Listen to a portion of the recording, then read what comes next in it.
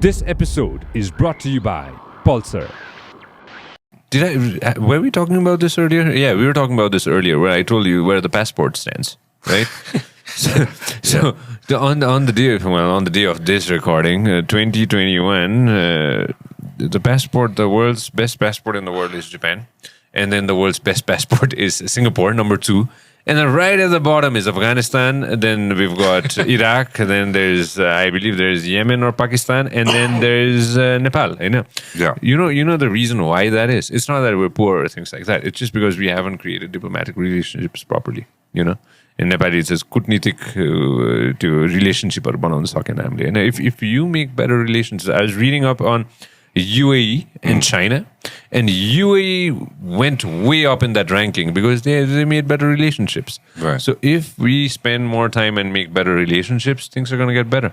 You know, same thing with Netflix and Spotify and all these other international YouTube and all these other crazy international platforms. They're not here.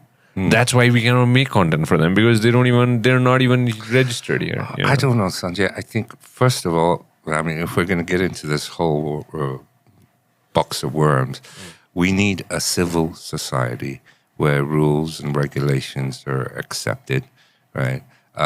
Where the norm, where, people respect each other. I don't think we have that, right? Corruption is a big major problem in our economy, right? So that says something to me. It's like, do you trust this country? Yeah. So unless things get a little better here and we clean up house here, I think we'll always be in the bottom 5 as far as the passports are concerned. This episode is brought to you by Pulsar.